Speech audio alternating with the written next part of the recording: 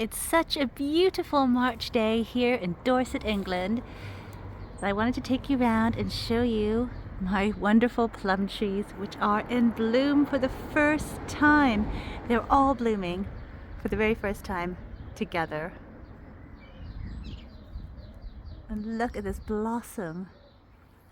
It's so stunning. This one here is right behind my quite large black tulip magnolia with its huge blossom. So gorgeous. They don't last for that long, just a few weeks, but it's so stunning while it's out in full bloom. And it also really smells amazing. It has a wonderful fresh floral perfume. But this plum tree here is called Violetta, and it's a Swedish one, so it's meant to be extra hardy, which is something I like to hear because they always do tend to flower quite early in the year, which means that they're susceptible to late frosts, especially here where our last frost date is the end of May. This one is self-fertile, so it doesn't need a pollination partner, but it does have one right here.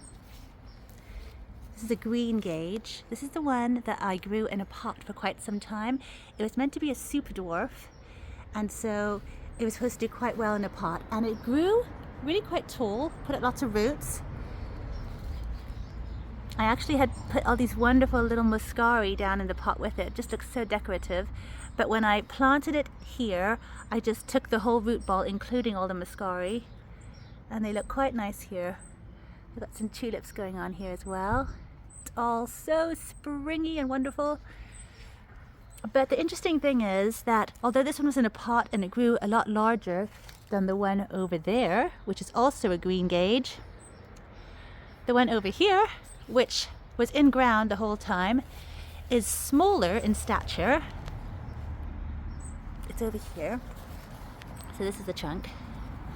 And you can see the name tag. It's supposed to be a patio gauge Claude Olin.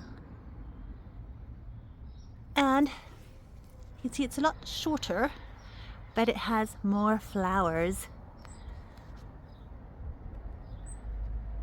It is in bee buzzing distance from the other plum trees. They definitely need a pollination partner, these ones. So I'm hoping that it will just cross-pollinate with the Violetta.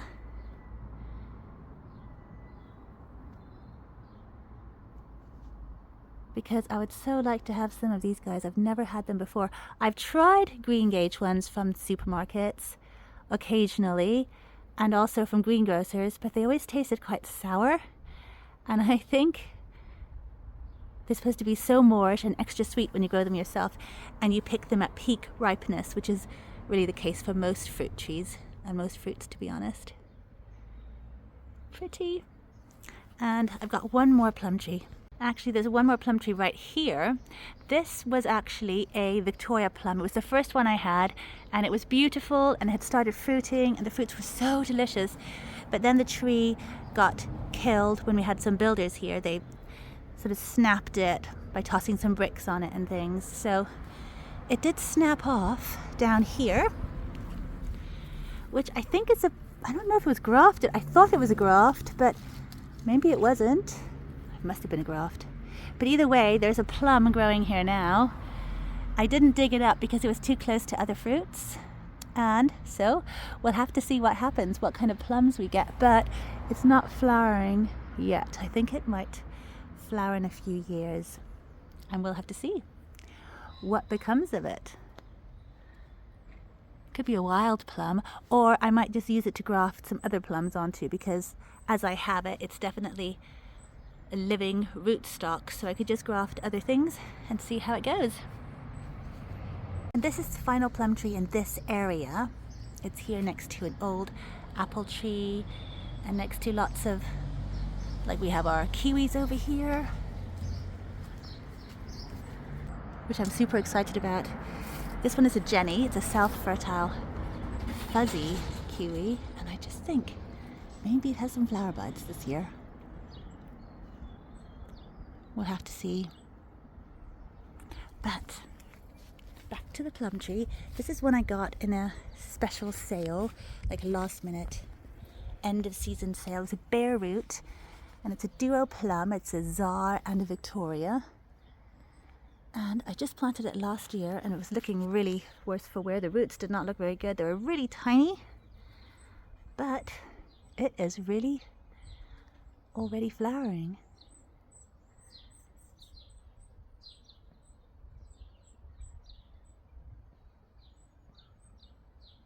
I don't know which side is which. Like, I don't know if this side is the Victoria and this is the Tsar. But hopefully, once they flower and, well, once they fruit, because the flowers look quite similar, but once they fruit, hopefully I'll be able to tell. And this side looks to be keen to fruit, so either way, if it gets a few fruits, I'll know what it is. And maybe this one will fruit too. How fun though.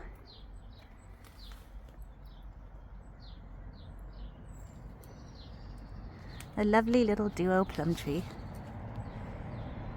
Here is my final plum tree. This is a dwarf Victoria plum. So it's very happy in this really large container I have it in. And I've had it here for 2 years. Or actually not quite 2 years, it's more like a year and a half. And it is already in beautiful bloom, so beautiful. I have considered moving it to be closer to the other plum trees. It's a great pollination partner for them. It is self-fertile, so it doesn't need to be pollinated, but it's really good for other plum trees that do need that. But my green gage, for instance, they need that, but they already have their partners over there in the form of Violetta and even the Tsar too, possibly, if it's close enough. I think the duo plum tree can just cross-pollinate amongst itself. So, oh, this is so beautiful. And this is such a nice warm spot, so I think it's great to keep a fruit tree here where it can stay protected from the wind and the cold and have that extra heat from the wonderful reflective white walls there. So, really exciting, really exciting. So that's all my plum trees, all in bloom, except for the one that was damaged by the builders, of course. But wow, it's going to be a plummy year. So thank you so much for joining me. I am so excited about this fruiting year. It's going to be amazing. And I'll see you next time. Bye for now.